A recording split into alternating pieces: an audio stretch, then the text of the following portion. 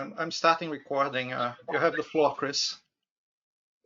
Is it did you make me the presenter or not yet? No, I'm the presenter. You tell me when to Okay, flip the slides. you'll prep. Great. All right. Well, thanks, guys. As Susanna said, thanks for joining us again. I know maybe some may have been on the Tuesday call, but again, we're gonna talk about some products that we've had, for some time now, but also stuff that was going to be the key products to present at NAB. But in light of what's happening with the coronavirus, we're basically taking this approach and trying to still, be connected with their partners, giving you guys all the details, information. So with that, let me start by quickly just, reviewing some of the products that we have here. I think some of you guys are very familiar with these products already, with our, different offering solutions that we have, ranging from the standalone BBG 1000 platform, the open gear frame, the throwdown BBG blue box items, and then also the server, platform that we use for the transport stream analysis and audio. I guess normalization. So these are basically the essence of what we have, and then obviously dashboard is the front end that controls all the hardware that we offer within the Open Gear platform. Next slide, please. Again, this is more of a review. This is covering different frame options that we have within Open Gear. The top one, that's our HPF 9000. This product is a product that's 100% designed and sold only through Cobalt. The bottom frame, the OGX, this is a frame that's shared throughout all the Open Gear partners. If anybody sees the frame out in the field that looks like this, the only difference that you might see is basically just different branding. But in general, this is a frame that's shared within all the Open Gear partners, and it's one that you can buy through Cobalt or through anybody else. But again, just wanted to present just so you know what's out there. Next slide, please. And then this as we mentioned, frames. This brings us to the new frame. This is basically our frame. It's really a standalone. It looks like the BBG 1000. It is about the same footprint. With the exception that this is a more robust. It has a lot more bells and whistles. It actually has, it's got built-in redundant power. It's got more of the advanced, network control like SNMP, and all the configuration options that you would get on the HPF or OGX frame. It also, as you can see there, it has a very modular design where you can open the front panel. And that front panel allows you to basically open it up and be able to swap out any card that you have within Open Gear. But we've been actually having this discussion that it's really you need to be careful which cards are intended to be used in this frame because of the placement inside of the frame. So whether you have an odd or even backplane configuration, you would need to basically check with your sales manager or the factory just to make sure that it would actually fit into this enclosure.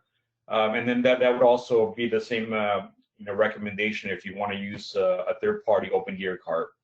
But in general, this frame sort of addresses a lot of the needs and requests from the market. And primarily, one of the key aspects of this design was to address the need for a standalone compression encoder decoder solution. So this easily does that.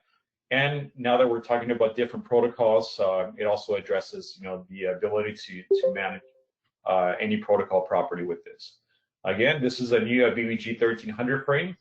And at some point, when we send out the new price list, you'll see it listed on there, and you'll see what options and how to configure. So again, this is relatively new, and this was actually going to be on location at NAB, but it's just unfortunate that was not the case. But if you do want to demo this, make sure to send us an email or a call, and we'll see if we can help you with that.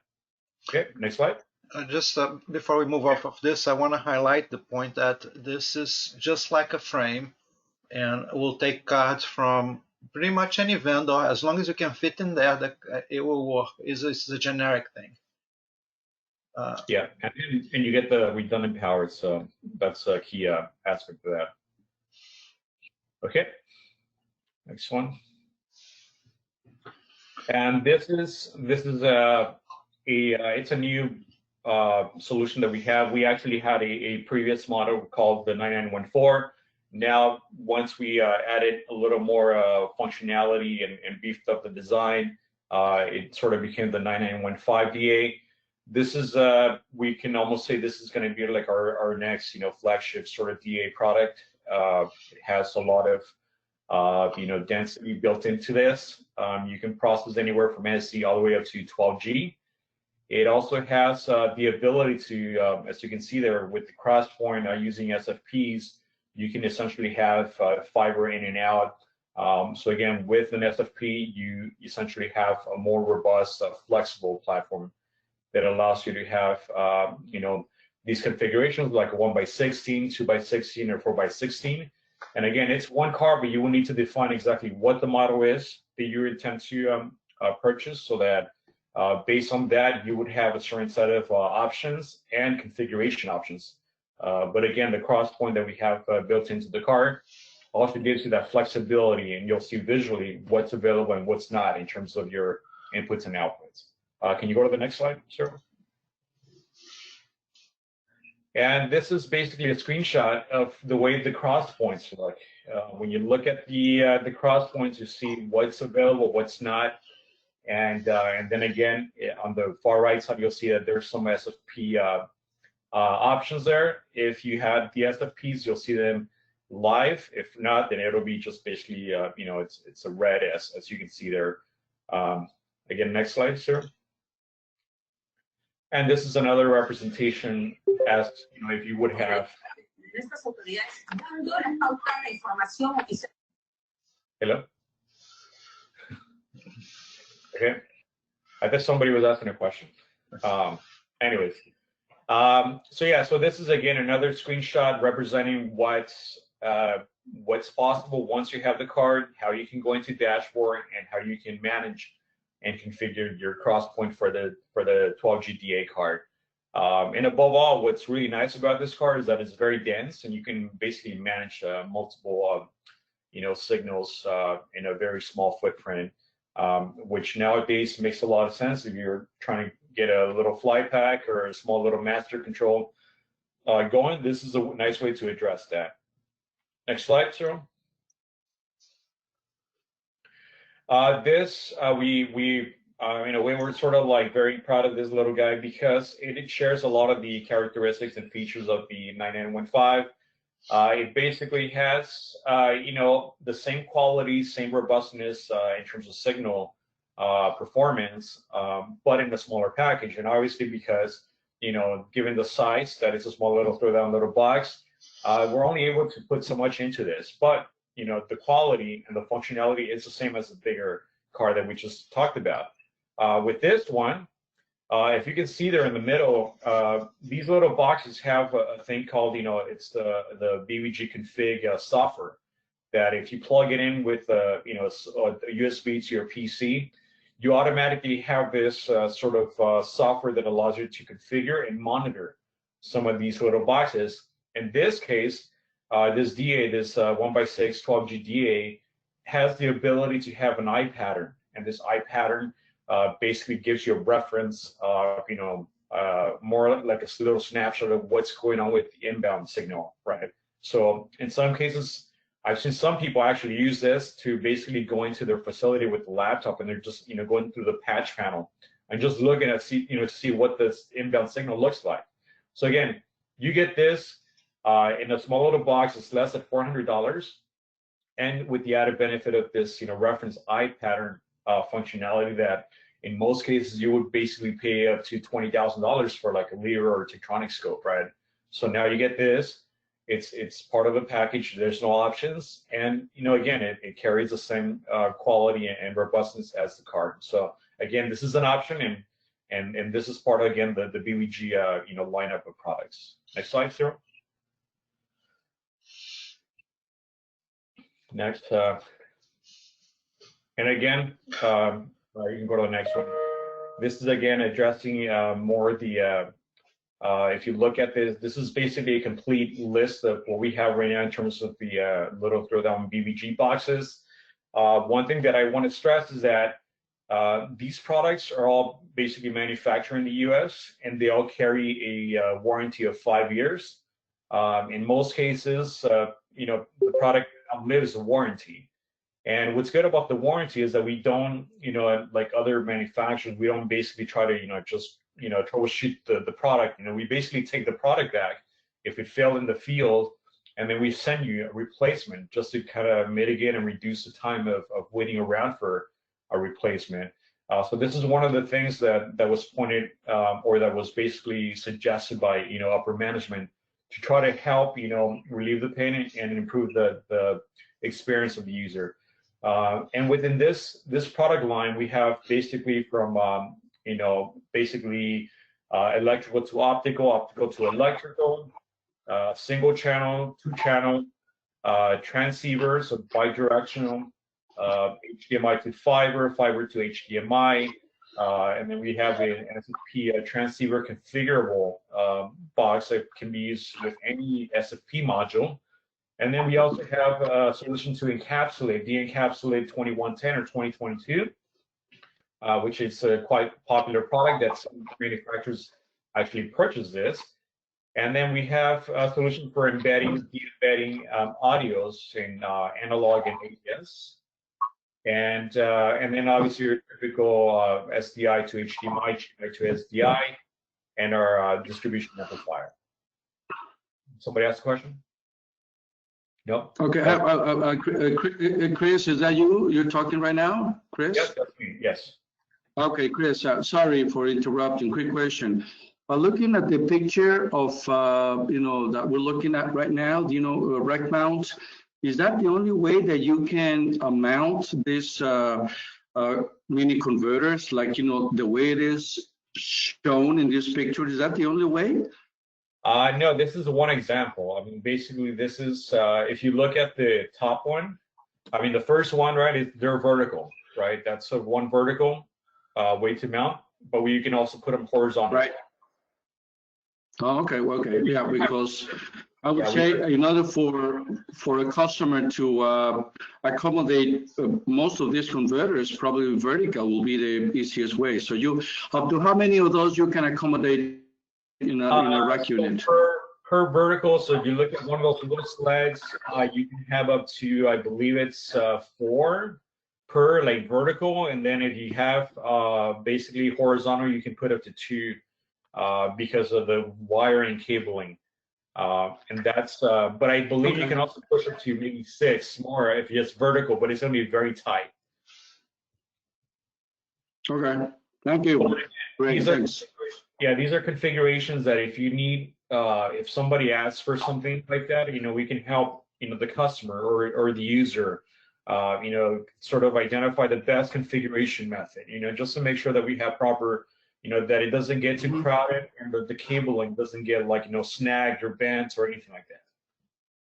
Okay, thank you. Okay. Next slide. Okay, next. And then this brings us to our basically our routing platform for OpenGear. I think we are the only ones that offers this in an OpenGear platform. It's basically an OpenGear card with the backplane.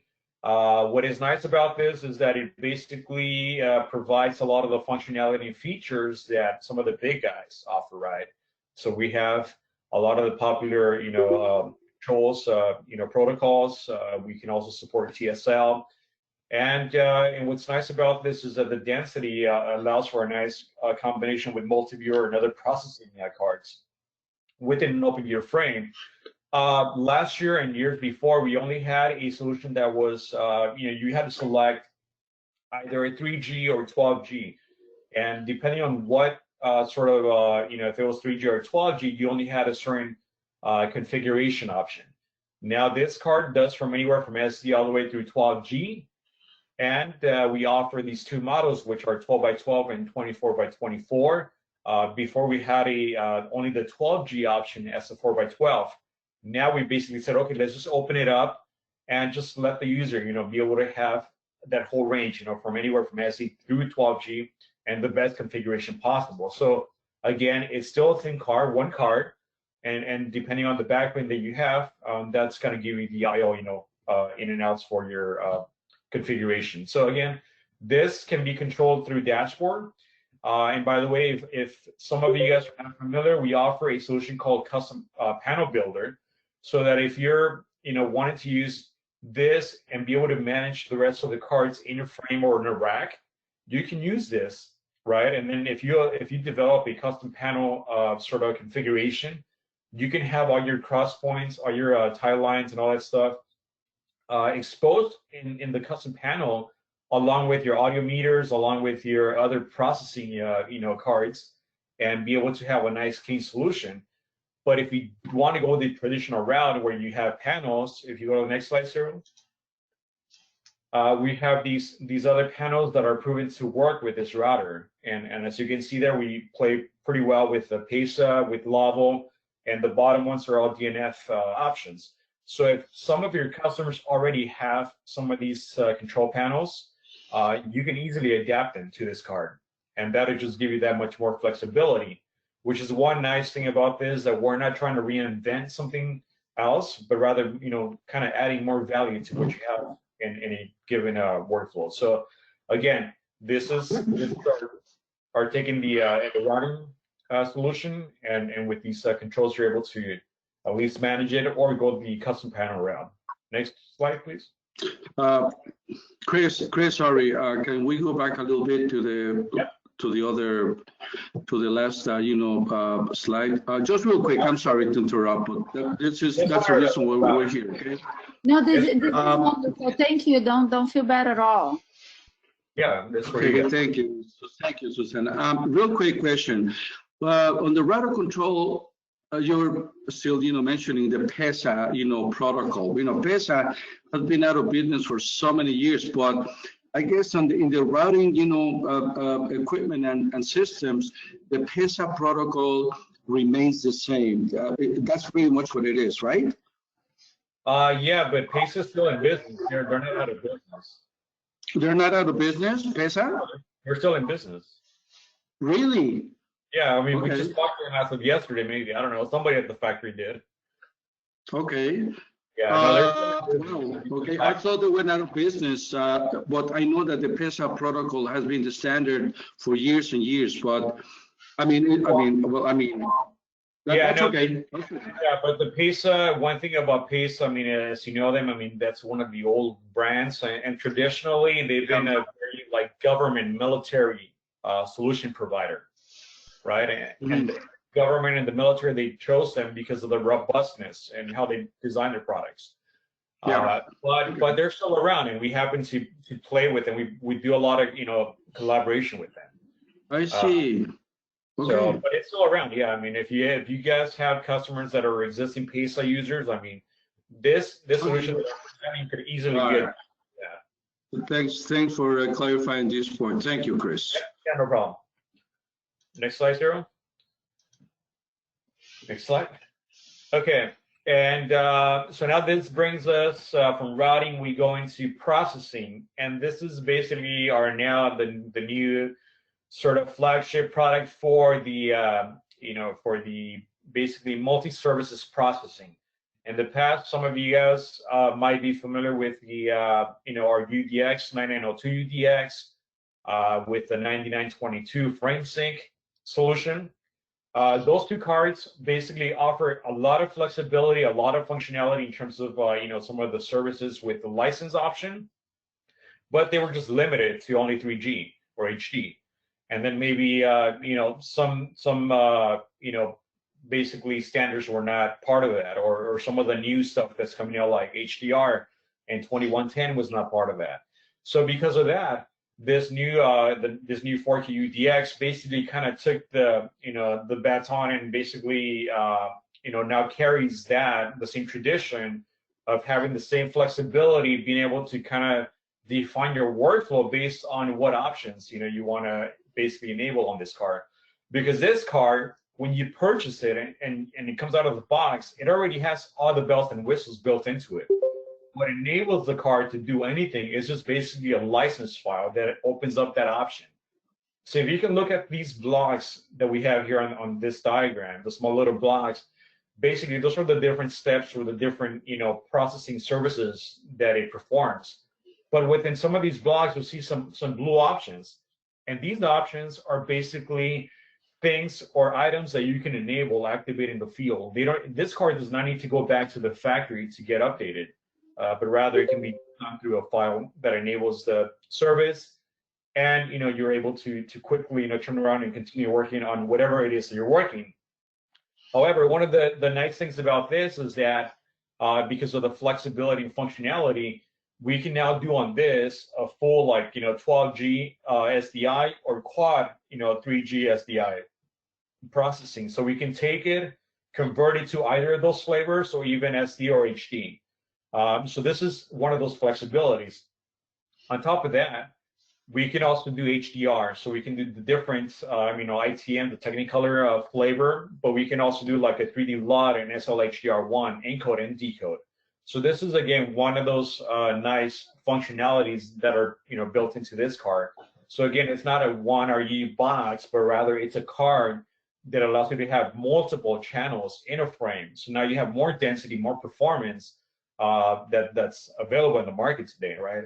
And then on top of that, because we're basing our HDR algorithm on the Technicolor circuit sauce, now we have a very reliable and confirmed true quality HDR conversion mapping process. So again, this is what this car offers, and then it also kind of goes into the 2110 domain, where we can have also that functionality via SFP.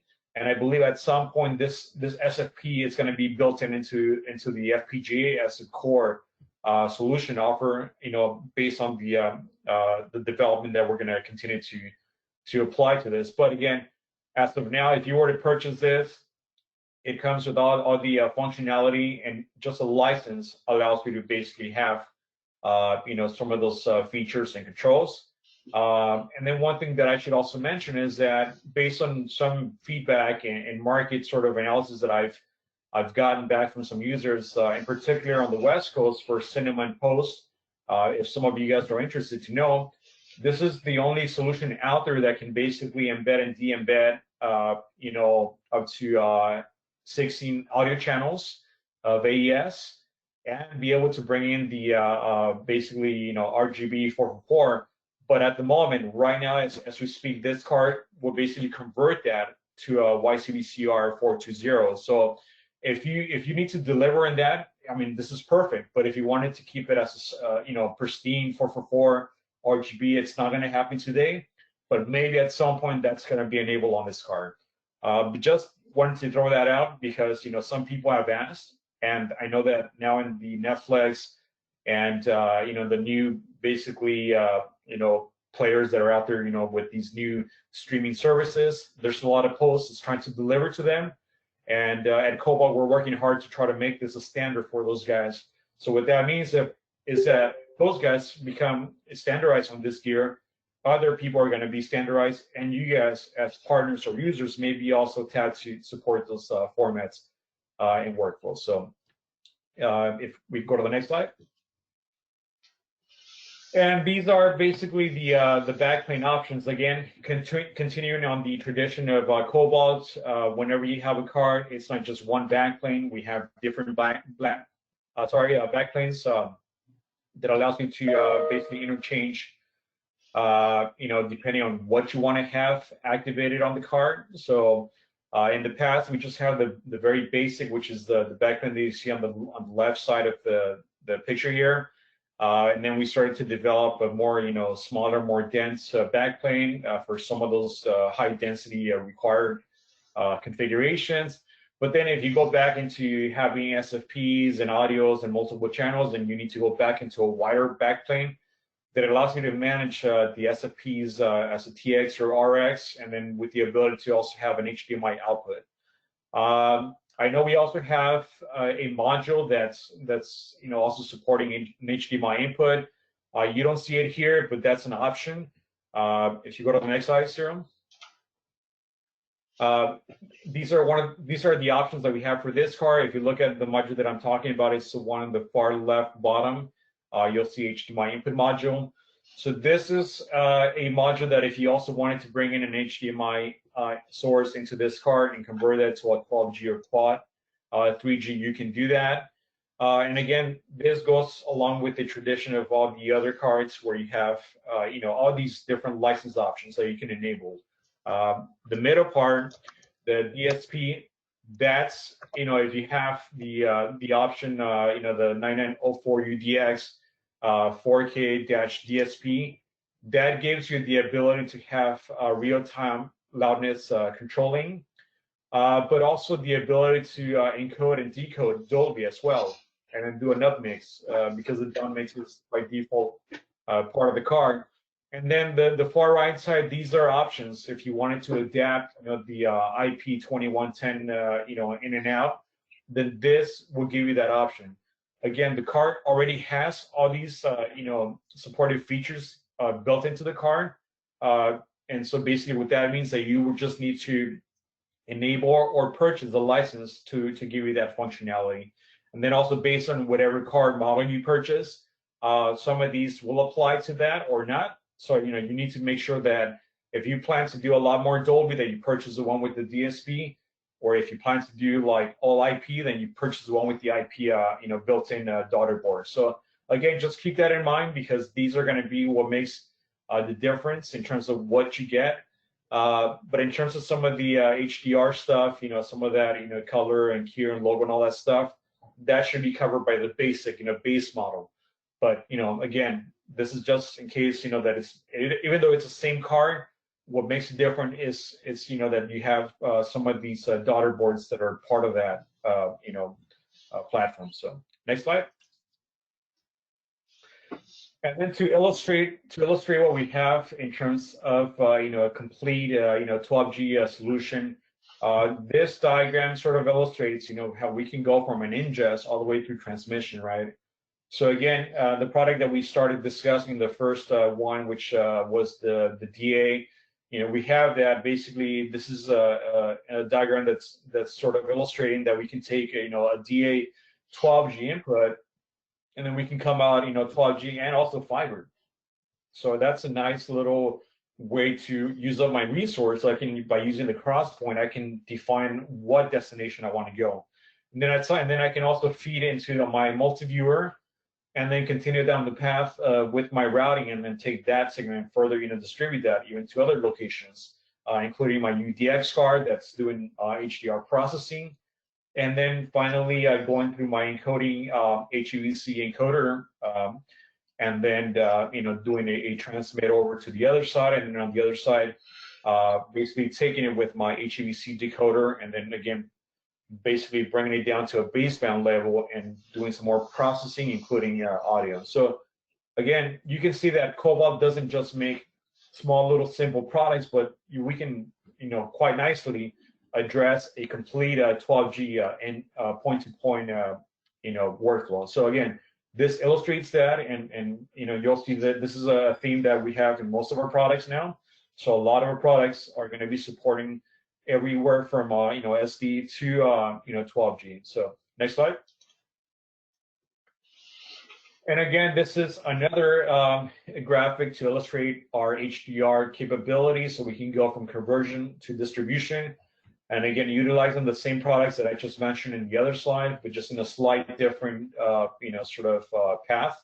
But again, going from, ingest through transmission, from processing and coding, and then again, when you decode it, process it again, and then normalize it for the region. So again, this is what we can do today, and this is what a lot of our customers were doing with the HD and 3G platforms, and now sort of started doing this with the 12G and quad 3G solutions that we have.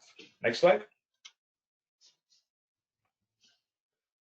And then what I mentioned earlier with the 9904 UDX card, and also you combine that with the BBG 1300 frame, we have now a complete little package that allows you to basically, I don't know if you guys are very familiar with the need to do a 3D LUT processing on set for episodic and cinematic productions.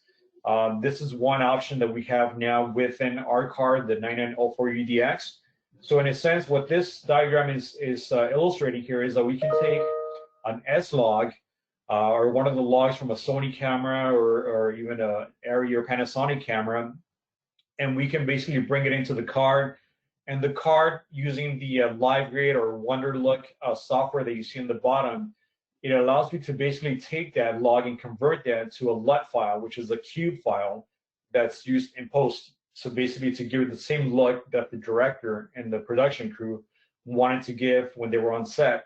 So this basically is something that we already offer, and we have customers like Panavision, Warner Brothers, and Disney that are basically using these, cards and the previous UDX cards to basically perform this sort of function, but in 3G or HD. Now with the 12G, we sort of offer that in a more dense package that gives them not just the ability to do the LUT management, but also the up-down cross conversion as well. So this is, for anybody that understands and wanted to see this, or thinks that this might be of interest for some customers, I would suggest to go out and discuss that, because this is becoming more and more of an interest area. And I think that, I've seen it for the most part in a lot of the Western, states or because of, Hollywood and all that. But I think, for some of the other regions in South America and other places, they're starting to use a lot of these packages for rental and production. So just keep that in mind. Next slide. And again, continuing on the tradition of the different license options, this diagram illustrates what we can do today in terms of the whole, as we call it here, one-stop broadcast compliance. So from having multiple signal paths to being able to process, text-to-speech, enabling also EAS, and also being able to key and fill and being able to insert logos, encode, decode, and adjust the audio levels, embedding, de-embedding, doing all that. These are all things that might be by default part of the product or maybe options. So this is something to consider in terms of what's available, and that it's the same way that we license products, but on the 12G 4Q platform now. Next slide. Now we're going to multi-viewers. Next one. And this is our new latest product that's basically it's a very dense. We carry the tradition from the 9970, which was our HD 3G only supporting product. Now this covers all that, plus it gives you the ability to have 12G 18 inputs, and then also multiple outputs and 2 HDMI outs as well. But as you can see there, you can see we have 3 different model numbers that, depending on what you get, you'll have a different configuration. As an example, we have one that's an MV6 4K that has basically 6 SDI inputs, and then we have an MV6 4H 4K that has 6 SDI inputs and then 4 HDMI input options as well. So you have either of that. And then finally, the biggest, most complete one is the 18 SDI input multi-viewer that also gives you the ability to have 2 HDMI outs and then also SDI. And then with this, you have closed captions. You can do your tally, UMD. And then also one unique thing about this is that if you have, let's say, HD or 4K, I mean, whatever you feed into that, it's going to stay as that resolution. This does not downscale or down convert to let's say an SD or an HD format per pip, but rather it keeps that resolution at that particular resolution for whatever pip you want, and it processes everything at 10 bits. So there's a lot of processing going on with each of these cards that in some cases people compare us to other lesser quality products in the market. and we have to basically restate that, hey, this is not, just another, multiviewer, but rather it's a highly, highly processing, high dense product that, keeps the resolution as is, for proper monitoring. And we offer, the best controls and features as other products. And sometimes some people might, sort of push back on the price one because it's a little higher. But again, it's a little higher because of all the processing that we're doing inside of this card. Next slide. Ciro, just a quick question. Go ahead. We have some customers that are asking us about this product, if we can have it like alarms, like to be monitoring the quality of the signals, and then get all these alarms to a system that is monitoring and is reporting and is giving these alarms to the user. So let's say that they are like monitoring by exception. Do you have something in the roadmap for this product like this? Yes, we have it in the roadmap for the 6-input multi-viewer. It'll be similar to the QC option that we have in the 9970. Unfortunately, we cannot do that in the 80-input because that thing is basically too full. But yes, we'll have that for the 6-input, and the development is ongoing. This is not something that we're planning to do. It's something that we are working on right now. I just don't recall when the due date for that is, but it's not long. It's going to be relatively soon. And Sarah, just to add to that, I did give Ryan a whole list of for this particular one. It's like part of the idea is to also be able to have multiple GPI, alarms, being able to detect audio changes, loss of audio, and that kind of stuff. So I think this is part of, if I'm not mistaken, this is kind of what Mark was asking about. And the customer, it's a customer that has been requesting this because of the previous manufacturer that's no longer supporting some of this. And I've mentioned this in other meetings. But again, it's along those lines of being able to monitor different alarms and GPI triggers and all that. Yeah, and basically what you're saying is Miranda used to do that, and of course Grass Valley still have it, but it is a very expensive solution. So that's what they're looking for, a less expensive solution. Multi-viewers, there are a lot of different brands and very inexpensive ones, but they would like to have this quality control measurement. So I think that's a good opportunity to fit some of the customers' expectations, because they don't have too much solutions that do that today. Yes, thank you. We understand that, and we're working on it. I'm going to make sure that some sort of spec sheet comes out before the product, so that you know what's coming. Thank you. Okay. And yeah, so this is the block diagram for that. We're showing in this block diagram the 18 input configuration multi-viewer, and as you can see, there's some of the controls like GPI, Ethernet, some of the tele controls. So a lot of this is already built in, as Cyril said. It just depends on which one, because of the high or the processing capacity of each card. So some may have to be basically scaled back, like in terms of the inputs, to be able to give you more functionality. But if you want a more basic, just monitoring with UMDs, tally, and closed captions, then the 18 input might be good enough. But again, we are addressing and looking at different use cases because we're getting a lot of feedback from some of these big, multi-viewer users like the Eberts or Miranda or others, right? So. But we are going to be enhancing, and we do have a lot of things that are in the pipeline that might be addressing some of the requests. So if you go on YouTube and look for either IBC 2019 or VTrans 2020 wrist demos, you're going to see a mosaic with all kinds of videos. It was done on this multi-viewer with a very nice overlay. So it's a visual example of it in action. Well, okay. Next slide. Your section. That's my turn. Thank you, Chris. Yeah. All right. So as you well know, Cobalt has got encoders and decoders, and we now have 4K HVC 8-bit, 10-bit encoders and decoders. It's our 9992 encoder and our 9992 decoder.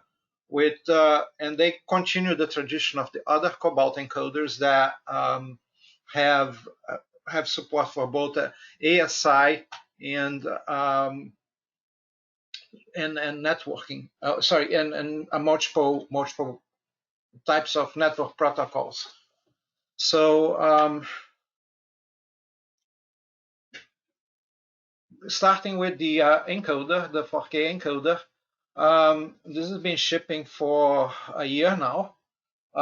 Just like the other Cobalt products, is sort of a software-enabled platform where you have a relatively low cost of entry, and then you add features to it. So the base model is an HD encoder with MPEG-2 and 264 support, and then you can license it for more channels. You can license it for 422, and you can license it for HEVC and 4K. So it starts small, but as you need features, it goes up, right? The other difference between this encoder and our previous line of encoders is this one has got a very, very rich audio support. So it does pretty much anything you want. MPEG 1 Layer 2, AAC, all modes, and Dolby AC3 and EAC3. And the other nice thing is that it's sort of a credits-based license where the audio channels float, and you assign them as you want to encoder channels. So just like our other encoder lines, it's got a very rich ancillary data support too, and that's always included for free. 10-bit encoding is included in the base unit, and a whole bunch of network protocols. So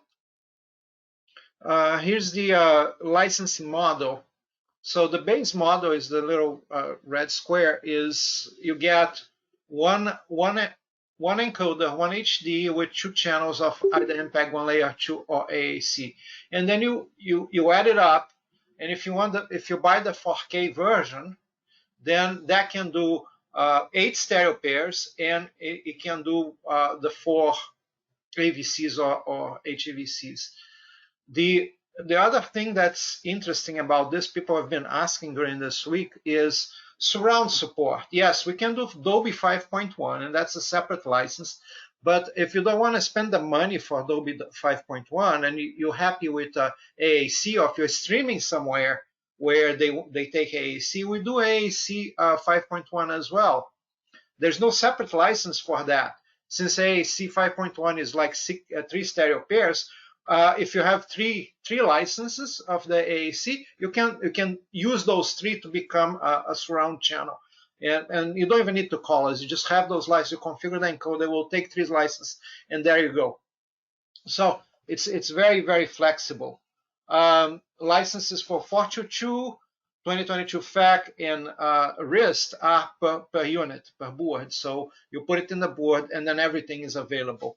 You can mix and match everything. The only thing you can't mix and match is the encoding standard. All the channels have to be in the same standard, either MPEG 2, 264, or HEVC. And in 264 and HEVC, we do 4K.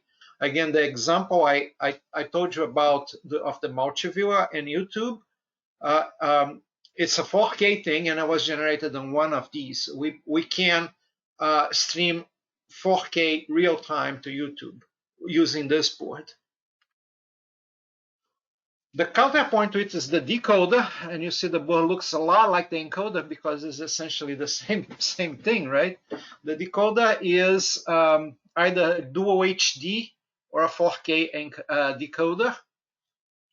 The audio support is the same. It's the same kind of idea. You have the audio decoders, they float, you assign them as you want. In the I/O panel, you have both you have two 12G outputs, and you have a number of SDI outputs, and a little built-in DA. So for anything you have a copy too. So if, for example, you're doing just one HD out of this thing, okay, I have 8 copies of it. If you're doing 2 HDs, you have a little video router where you decide what every pin does. For every pin, there's a copy. So it's also got some low latency modes that the other ones didn't have. The licensing is very similar to the encoder. You have per unit licenses, which are the orange things in the right. You can license it for 422, you can license it for FAC, and you can license it for RIST. The audio again is floating, so as you put more licenses, you can assign them. And since this thing can do 16 pairs, then you can fill 2 HDs. I see there is, okay, I was looking at the chat or something. All right, so it's, as I said, it's very flexible, and it's just like the encoder is a pay-as-you-go thing, where you have a relatively low entry cost, and then you add to this thing. Now, this is not the cheapest decoder in the world because it's very feature-rich. So it does cost a little bit more, and costs more than the 9990, but you have a lot more features on it. Okay.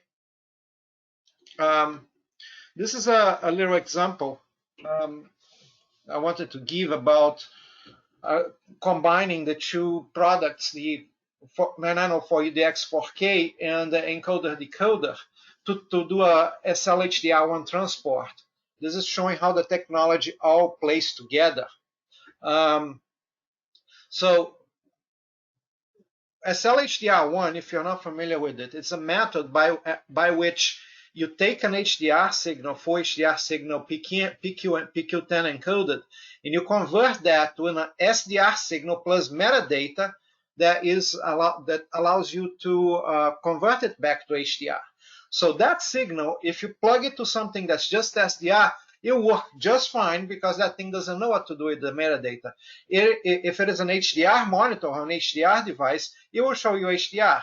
And there's two representations of that. SMPTE-2108 is the way to do that on the SDI world with ancillary data.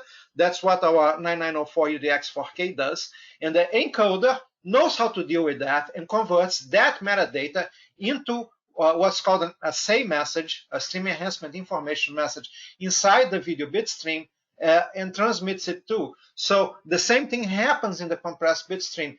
If you feed that to something that doesn't know what HDR is, it will just play the SDR. If you feed that on something that knows what it is, it will play the HDR. And we can do the reverse process in our decoder. The decoder will generate the SDI with 2108, and then the 9904 UDX 4K can give you back a PQ signal. So we have it end-to-end now, both in the baseband domain and in the compressed domain.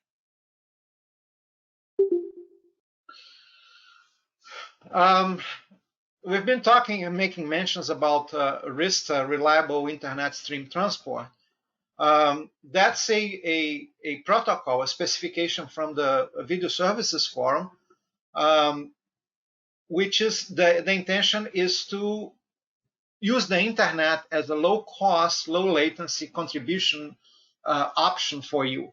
Now, you can tell me, yeah, people have been selling that for years. Yes, people have been selling that for years. What's new is the fact that we all got together and we are playing nice. So you can mix and match equipment from different vendors. And that is really the value proposition of RIST. Yes, you can get it from Cobalt, and we hope you get it from Cobalt, but if there's something else on the other side that Cobalt doesn't make, you can get it from some other vendor too, and we will talk to that. So that's the nice thing about RIST. All of our encoders and decoders of every age support this. And you can definitely mix and match, and we work very hard with other vendors to ensure interoperability. Cobalt is really active in the specification. I'm actually the editor of the risk specification.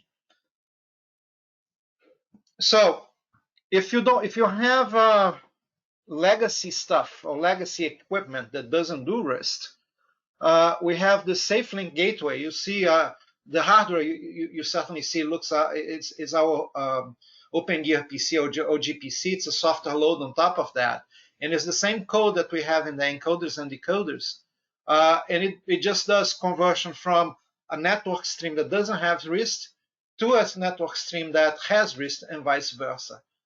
So this is a gateway to allow devices that you may have or from third parties or even from Cobalt itself that don't do RIST to add RIST to them. And we, for the people in Brazil and South America, we have an update recently. This is now compatible with the BTS. If you have BTS over IP, it knows how to handle that.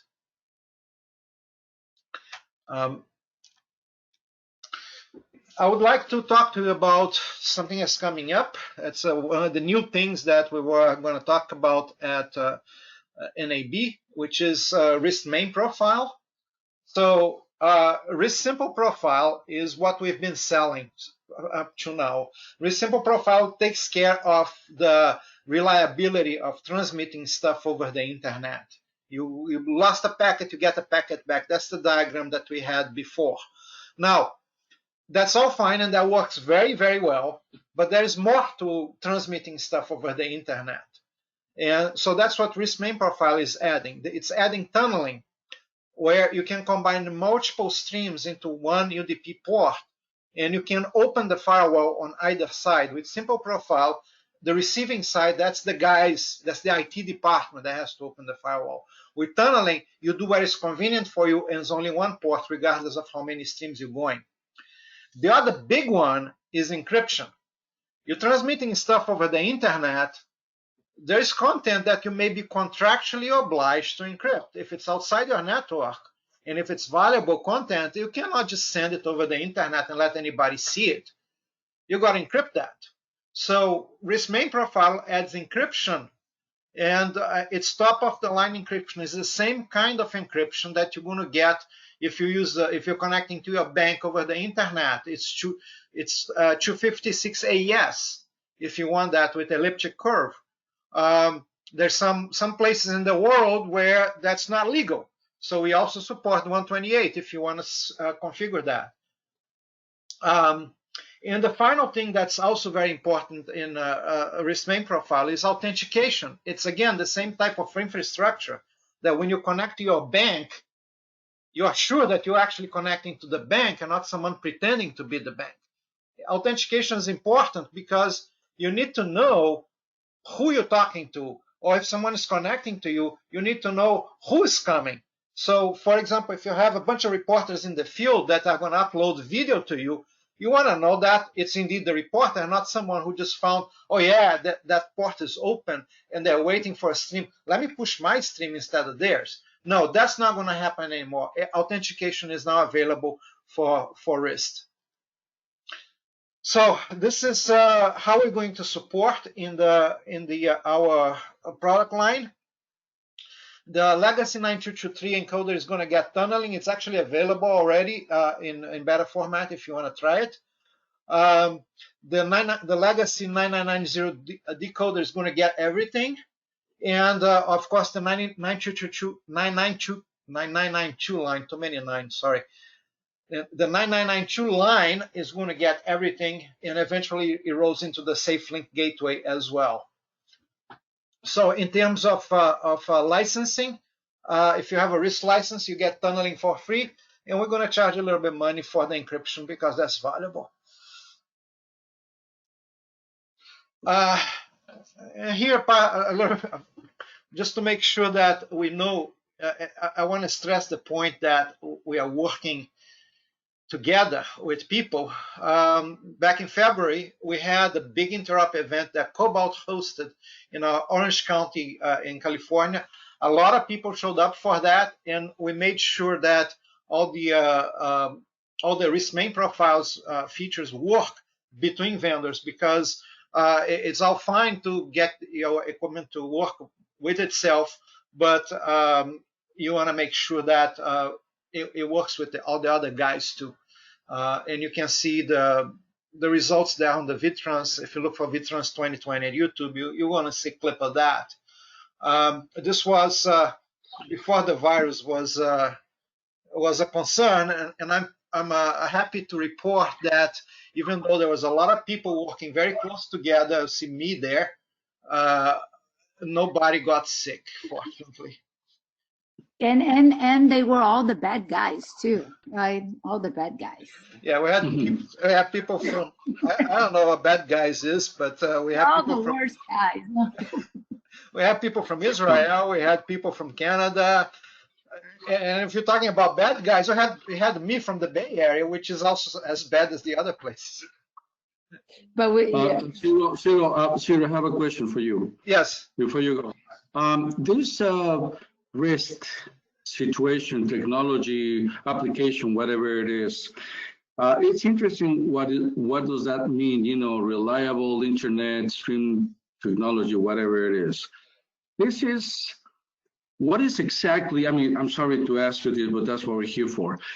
What is exactly the correct application for this? This is for the stations or facilities not to lose their main, I would say, broadcast or the main streaming, you know, media or something, or path. I don't know. Okay. Let me talk to you about. There's a number of applications for that. So what the technology does for you is to provide a low latency, high reliability path over the internet.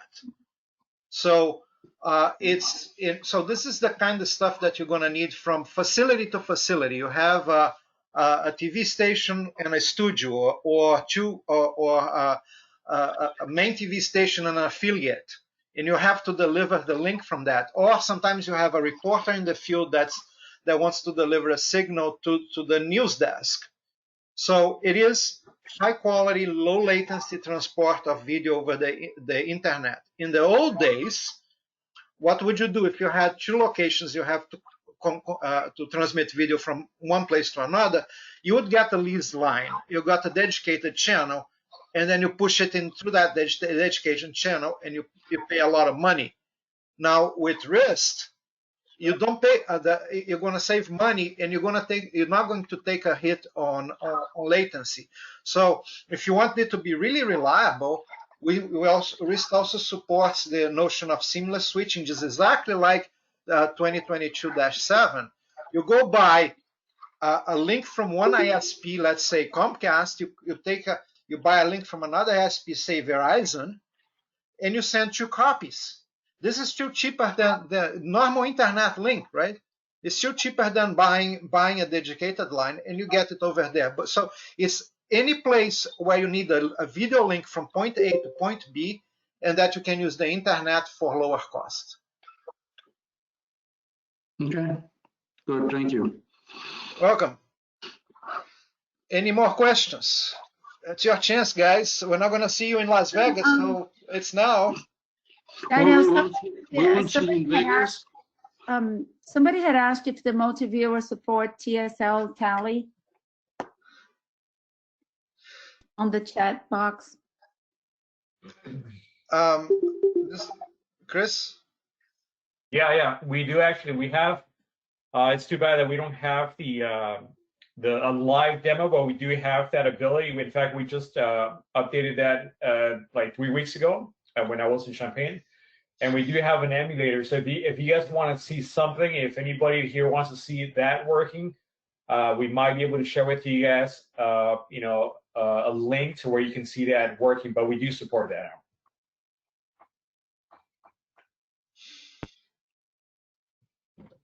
So yeah, but if you do want to know more, please send us your questions and your comments, and we'll be able to accommodate any requests with that.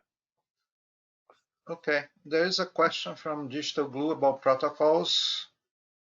Right, and I did tell them that I was going to get to them a list of all the protocols that we currently support for both the multiviewer and the router. So I'll get that information to them. Okay. No more questions.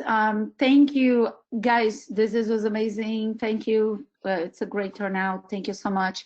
We hope we went slow enough to pay attention, you know, and if you have any questions, let us know. But we recorded the session. We're going to send it to all of you who attended today are going to get a recorded copy of the session.